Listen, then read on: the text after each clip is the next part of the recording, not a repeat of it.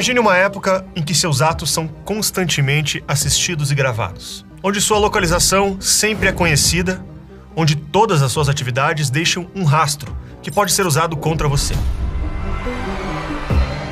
Onde a verdade é apagada com palavras e expressões que confundem o pensamento. Onde o passado pode ser mudado pela vontade de um comitê. Onde uma palavra ou gesto pode causar problemas que vão da perda de uma amizade, de uma oportunidade de emprego ou até da sua liberdade e da sua vida. É difícil acreditar que algo assim poderia acontecer um dia. No entanto, se isso acontecer, não foi por falta de aviso. Em 1949, o jornalista e escritor George Orwell publicou 1984, um livro que se tornou um clássico instantâneo, cuja importância não só não diminuiu desde a sua publicação, como parece ter aumentado. Neste livro, Orwell conta a história de uma época em que estados superpoderosos exercem controle absoluto sobre a vida dos indivíduos, sobre suas ações, seus corpos e até suas almas. É uma visão de pesadelo, sintetizada na frase: se você quer saber como será o futuro, imagine uma bota pisando num rosto humano para sempre. Quando olhamos ao nosso redor, podemos pensar aliviados que a visão anunciada por Orwell não se concretizou. Afinal, a vitória da democracia liberal sobre os totalitarismos do século XX era tão evidente que o historiador Francis Fukuyama chegou a alegar que havíamos chegado ao fim da história, o fim dos conflitos ideológicos e do desenvolvimento histórico-político, já que o mundo inteiro passaria a adotar os preceitos da democracia constitucional liberal, evidentemente superiores, entrando em uma era de conflitos reduzidos. De fato, nenhuma obra de ficção tem a obrigação de ser uma profecia, e durante algum tempo, 1984 ficou como uma lembrança de um futuro esquecido, o pesadelo que o Ocidente tinha conseguido evitar. No entanto, ainda há aqueles que alegam ver nos vagos e ameaçadores ecos de 1984 traços nos dias de hoje da experiência social e política de 2024. E por isso, os insights que esse livro traz sobre a relação entre poder, liberdade, política e linguagem continuam atuais e pertinentes. Neste programa, Insight BP, nós vamos revelar a você por que as ideias contidas nesse livro podem nos ajudar a compreender melhor o ambiente político e social em que vivemos e nos prepararmos para um cenário que se desenha no futuro, onde o acirramento da disputa entre liberdade humana e o controle autoritário absoluto parece inevitável.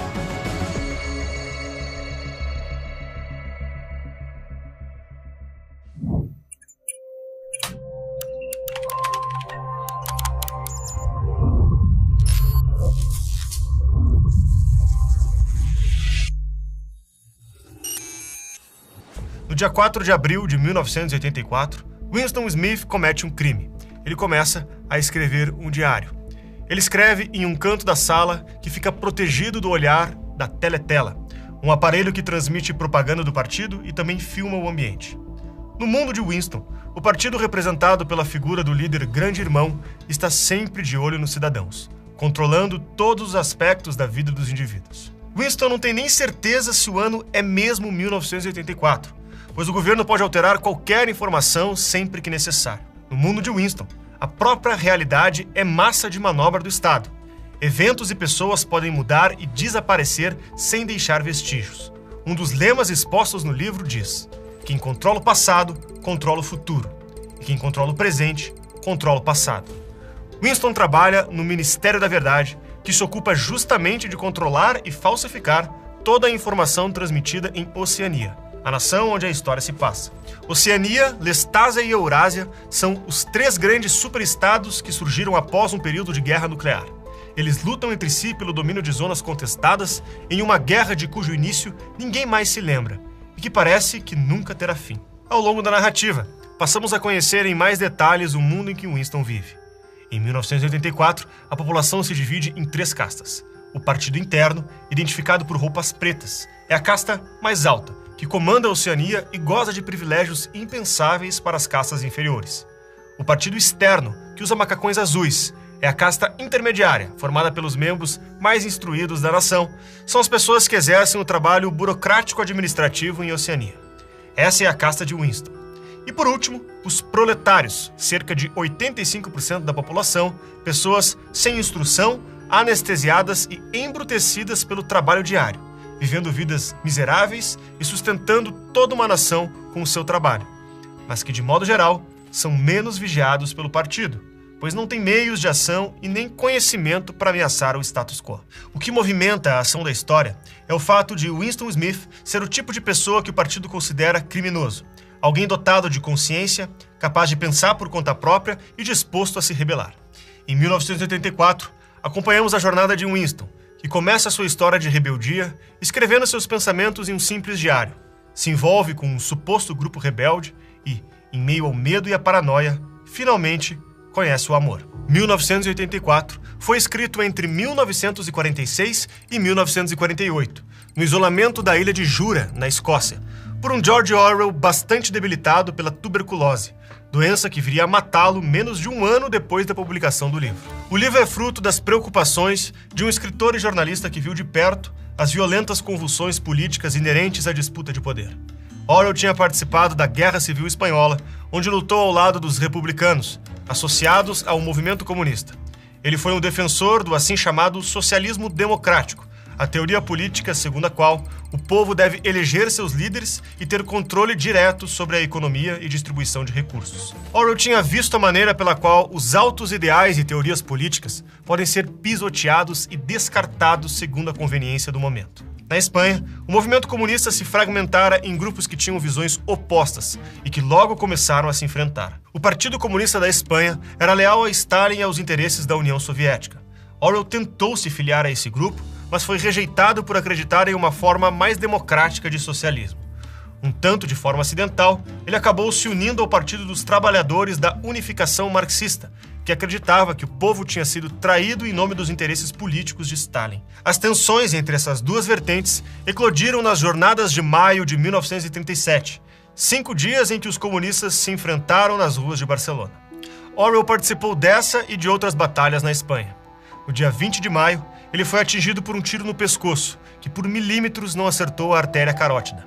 Orwell sobreviveu e, precisando de tratamento, perseguido pelo Partido Comunista e decepcionado com as lutas internas e o que ele considerava a traição da revolução em nome do poder, decidiu ir embora da Espanha e voltar para a Inglaterra. A experiência na Espanha e a decepção com o totalitarismo de Stalin forneceu a Orwell temas que ele trabalharia pelo resto da sua vida. Em seus livros, vemos a traição dos ideais revolucionários pelos líderes da revolução, o totalitarismo, a corrupção do poder, o uso da linguagem e da propaganda para controlar o povo, a manipulação das emoções populares para fins políticos e falsificação da verdade. Apesar das decepções, Orwell continuaria comunista até o fim. E suas obras são denúncias do que ele considerava o abandono do verdadeiro socialismo por um projeto de poder fascista.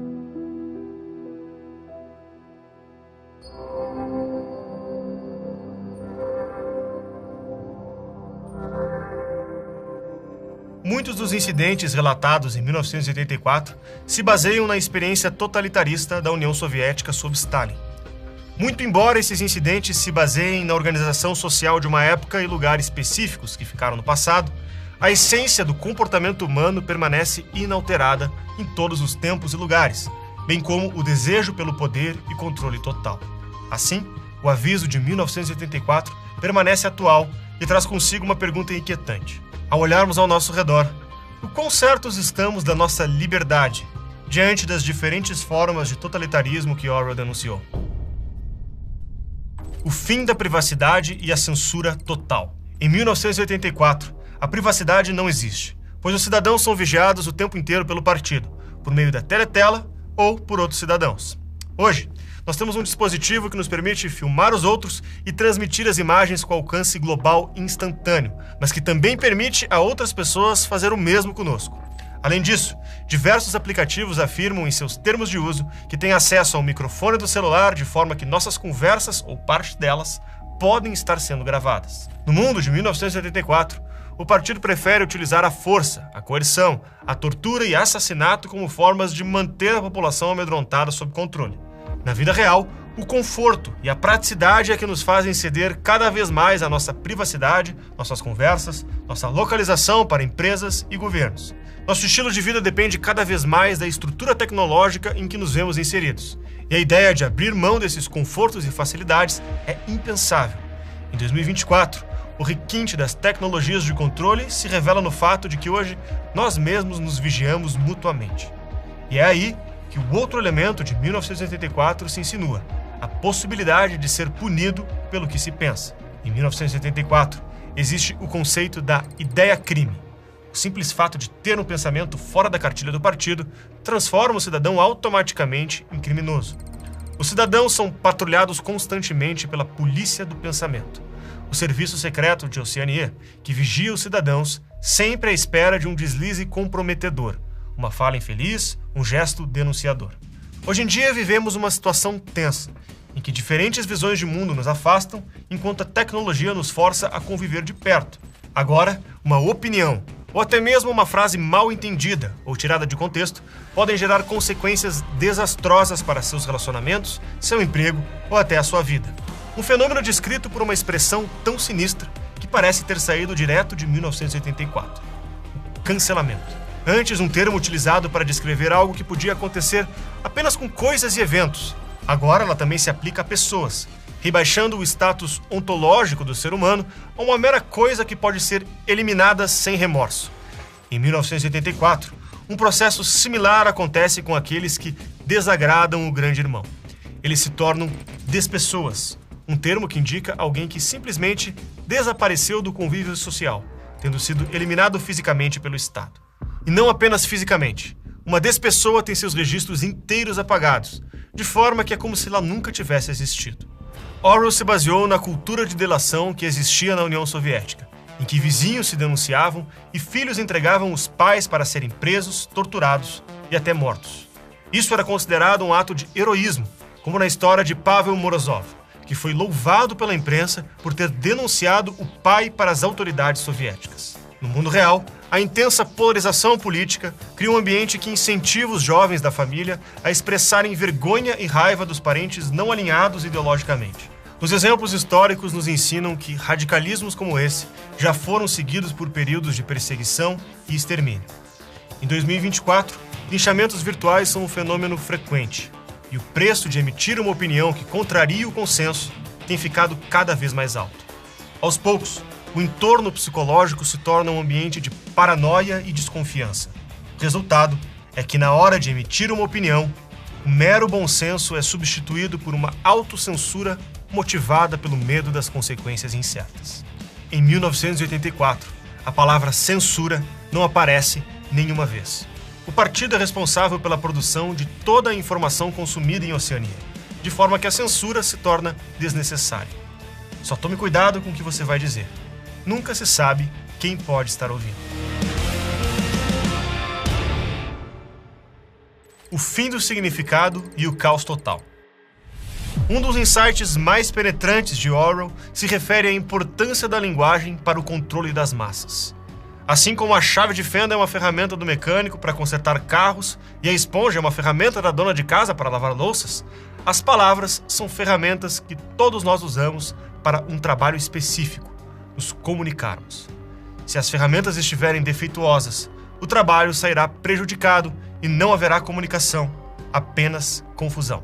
O psicólogo soviético Lev Vygotsky desenvolveu uma teoria do desenvolvimento cognitivo que aponta para uma relação próxima entre a linguagem e o desenvolvimento do pensamento. Orwell explorou essa relação e a expressou no conceito que ele chamou de novilíngua, o novo idioma falado em Oceania.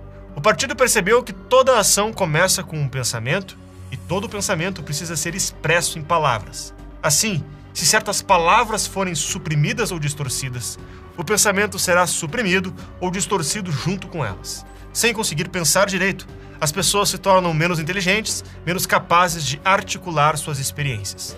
A novilíngua é uma versão empobrecida do inglês, que usa cada vez menos palavras para limitar a habilidade do indivíduo de pensar e comunicar conceitos abstratos.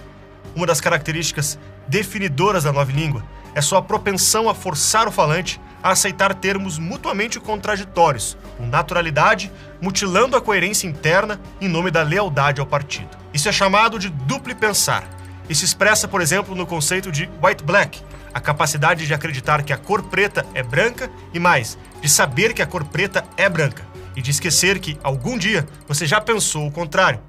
Isso exige uma alteração contínua do passado. No livro, o partido tem um controle total sobre a história e, ao negar à população a lembrança dos eventos ocorridos no passado, o resultado é uma população de pessoas sem memória, que podem acreditar em qualquer coisa, como no exemplo do livro, de que 2 mais 2 é igual a 5. Como o povo de 1984 já não conhece a sua história, é muito fácil aceitarem qualquer versão sem questionar, simplesmente porque não sabem como as coisas eram antes. Todos os registros foram destruídos ou falsificados. Todos os livros foram reescritos. Todos os quadros foram repintados. Todas as estátuas, ruas e prédios foram rebatizados. Todas as datas foram alteradas. Se parece impossível acreditar que 2 mais 2 é 5, basta olhar ao redor para constatar que a realidade só é tão forte quanto a nossa capacidade de defendê-la. Outra característica da nova língua é o uso de eufemismos para mascarar o caráter perturbador de certas ações e realidades.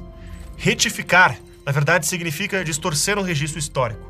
Campo Alegre são, na verdade, campos de trabalho forçado.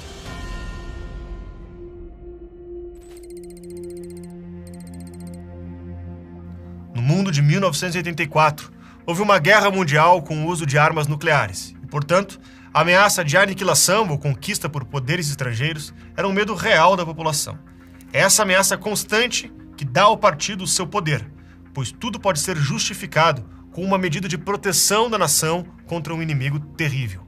Os líderes do partido encontraram a fórmula ideal para manter a nação inteira sob controle: o medo. Para esse inimigo terrível, o partido inclusive reserva 2 minutos diários para a população destilar o seu ódio.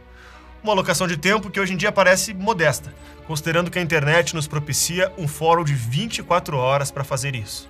Ao incutir na população o medo de ameaças constantes, o grande irmão pode agir como quiser, sem ser cobrado por algum excesso ou contradição.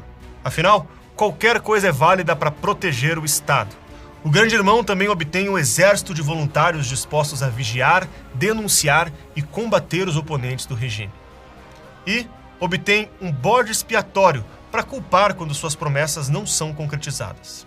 Um outro ponto de contato do livro de Orwell com a nossa realidade aparece no seguinte trecho: a nova aristocracia era formada em geral por burocratas, cientistas, técnicos, representantes de sindicatos, especialistas em publicidade, sociólogos, professores, jornalistas e políticos profissionais. Em 1941, James Burnham articulou a percepção de que uma nova classe de profissionais havia subido ao poder no livro The Managerial Revolution. Segundo Burnham, agora são os administradores profissionais que detêm o poder, ao ponto de a política, a economia e a cultura serem controladas por comitês de burocratas. À medida que as democracias se tornam mais complexas, correm o risco de ficarem menos transparentes, facilitando a instrumentalização do cidadão comum. A tarefa de prever o futuro é ingrata, pois a realidade sempre tem maneiras surpreendentes de acontecer. George Orwell não antecipou os saltos tecnológicos da indústria e da computação. Nem podia imaginar o impulso que essas inovações dariam à economia, à qualidade de vida das pessoas e ao poder das grandes empresas. Sua visão não tinha como prever o papel decisivo que hoje grandes conglomerados multinacionais têm na política e na cultura. No entanto, 1984 não é um livro de profecia, nenhum aviso sobre o futuro. Em certa medida, é uma sátira e uma denúncia dos abusos cometidos na União Soviética sob Stalin, mas também acaba servindo como um aviso perene sobre o futuro de todas as épocas, uma vez que a busca de poder e de controle sempre faz parte da história humana.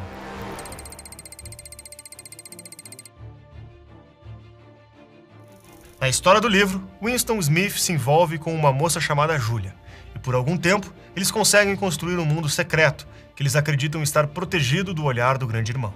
Ao mesmo tempo, Winston se envolve em um grupo rebelde que planeja a derrubada do partido. No entanto, essa é apenas uma pequena trégua concedida pelo partido, que estava vigiando o tempo inteiro. Winston e Julia são capturados e enviados para o assim chamado Ministério do Amor, para serem reeducados. Preso, Winston é interrogado, submetido à tortura e depois passa por um tratamento psicológico em que as defesas mais íntimas de sua alma são destruídas e reconstruídas pelo partido.